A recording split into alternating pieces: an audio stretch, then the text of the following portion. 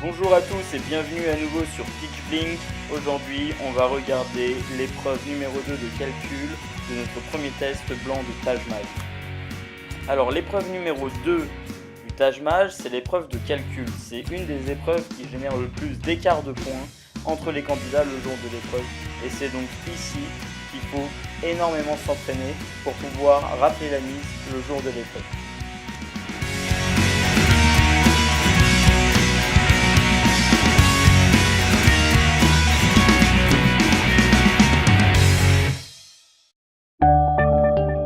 Alors, on commence par la première question. Que vaut la moyenne de 5 millions 2 et 72?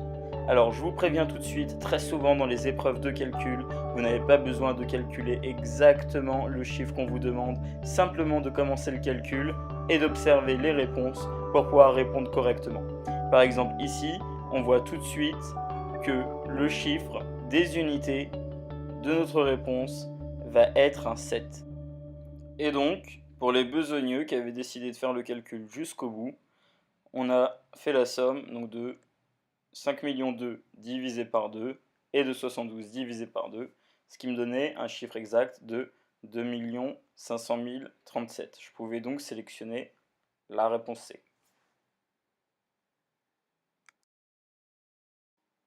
Alors, on se sent un peu mieux? Bon, on passe à la question 17. Du coup, c'est la question 2 du sous-test calcul. Je vous rappelle que le Taj-Maj comprend 90 questions en tout. La route est donc encore longue. Allez, on avance. Donc, dans cette question, on nous parle de Lucienne qui aime bien cuisiner. Seulement voilà, elle a 5 poires et bizarrement, on ne sait pas trop pourquoi, elle décide de les peser par paire. Bon, donc on nous donne le poids de chaque paire de poires. Et on veut la masse totale des poires. Alors clairement, on voit qu'on a 10 paires ici. Jusque-là, tout est normal.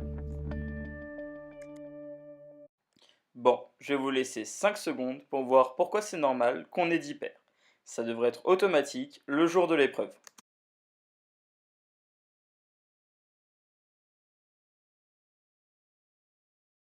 Vous avez 5 poires. Donc chaque poire peut être mise en paire avec 4 poires différentes. Seulement, si je me contente de faire 5 x 4, ce qui ferait 20 paires, je compterai 2 fois chaque paire. Parce que, admettons que je prenne la première poire et la deuxième poire, et qu'après, quand je m'occupe de la deuxième poire, je prenne la deuxième poire et la première. J'aurai compté 2 fois la même poire. Du coup, je dois diviser le tout par 2 pour ne pas compter 2 fois chaque paire. Et ça me fait donc 10 paires.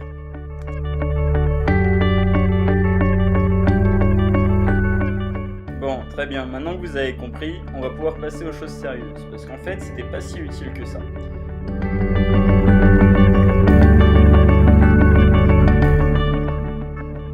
Vous avez compris comment on faisait? Bon, en fait, c'est assez simple. Comme on a 10 paires, il suffit de faire la somme des masses, ça nous donne 2080 grammes, et de diviser cette somme par 10. En la divisant par 10, on a la masse de la paire moyenne. En divisant la paire moyenne par 2, on a la masse de la poire moyenne. Or, je sais que j'ai 5 poires. J'ai plus qu'à multiplier la masse de la poire moyenne par 5 et j'aurai la somme des masses des 5 poires. Et c'est donc la réponse A.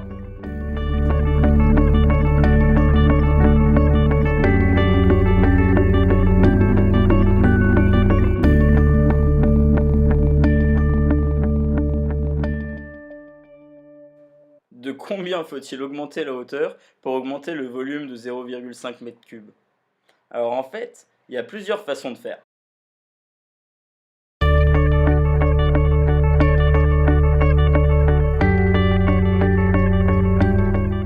Bon, vous avez trouvé? Bon, vous l'aurez compris. En fait, il y avait plusieurs façons de résoudre ce problème. D'une part, vous remarquez que la base fait 0,5 m². Et oui, on est effectivement dans un petit placard dont le sol a une aire de 0,5 m², qu'on calcule comme vous le savez, comme vous devez le savoir en tout cas, en faisant la longueur fois la largeur. Bon, alors notre placard.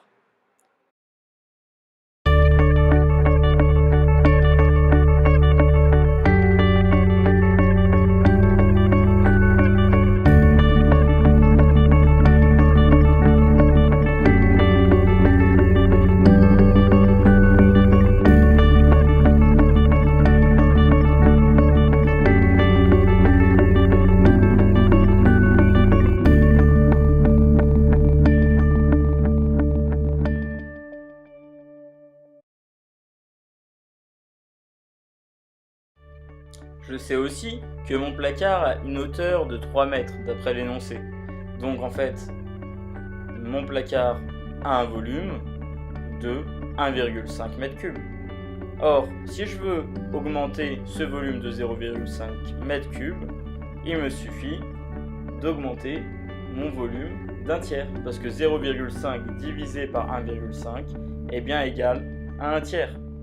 Et du coup, je dois rajouter le tiers de la hauteur en plus à mon volume pour avoir un tiers de volume en plus et donc m'en sortir avec 0,5 m3 de plus.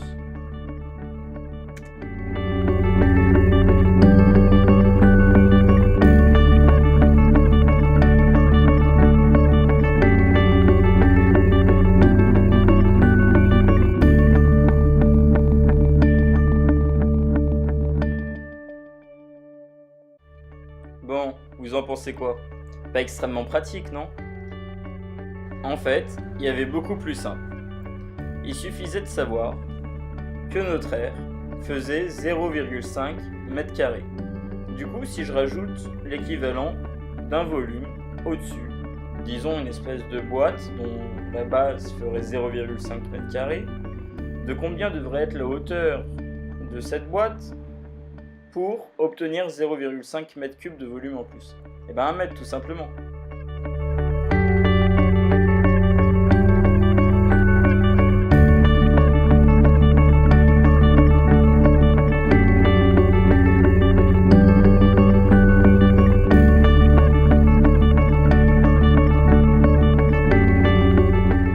Bon, finalement c'était assez simple.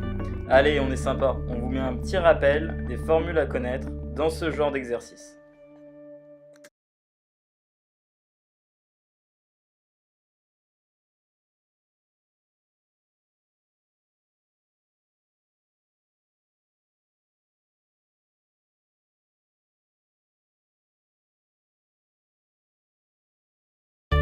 Bon, c'était pas si compliqué.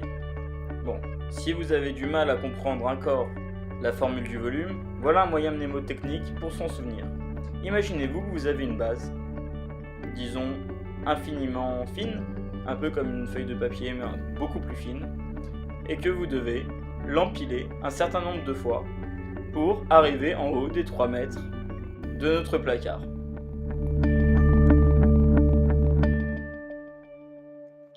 Bon, vous me suivez?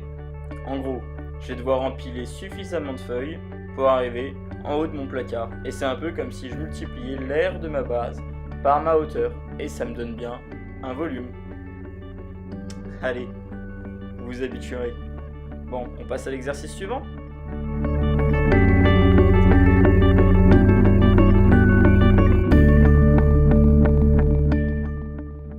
Bon, partons sur l'exercice 19. Quelle est la forme qu'il est impossible de réaliser en reliant les sommets de l'étoile ci-contre? Bon, alors déjà, il faut bien voir qu'on pouvait faire le cercle. On peut également faire un pentagone régulier convexe. Donc voici les propriétés. On a des côtés égaux, des angles internes égaux. Ces derniers mesurent 108 degrés.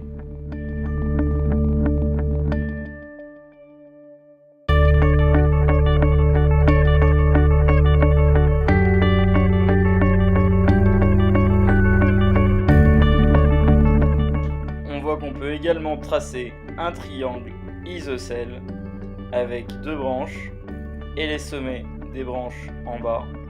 Et enfin, un trapèze. On rappelle qu'un trapèze se définit simplement comme un quadrilatère dont les deux côtés opposés sont parallèles. C'était donc le carré qu'on ne pouvait pas faire. Allez, on passe à la question 20 sur les animaux. On parle d'un 1000 pattes avec 750 pattes. On a par ailleurs un scorpion avec 4 paires de pattes. Et la question tant attendue, c'est 100 scorpions et 1000 pattes ont autant de pattes que 150 chats et combien d'oiseaux?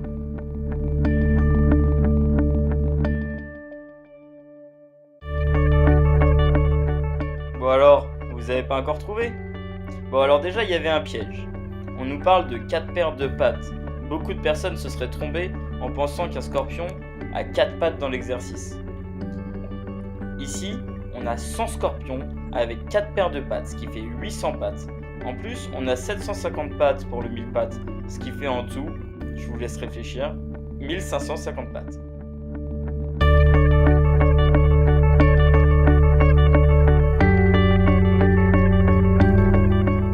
« 150 chats, ils ont combien de pattes? 4 fois 150, donc 600. Il est important de connaître sa table de 15, attention, et ses carrés et ses cubes. Du coup, ma soustraction me donne 1550 moins 600, qui me fait 950. Par ailleurs, chaque oiseau a 2 pattes, et du coup, 475 oiseaux vont se partager ce nombre de pattes. Du coup, c'était la réponse A. C'était pas si dur. Il suffit juste de s'entraîner et d'avoir de la méthode. Bon, honnêtement, la question 21 était vraiment facile. En général, c'est des questions qu'on lit presque à l'envers. On prend le 2 au cube, on divise par 9 et on divise le tout par 3. Tout en se rappelant que diviser un nombre par un autre nombre, c'est comme multiplier par son inverse.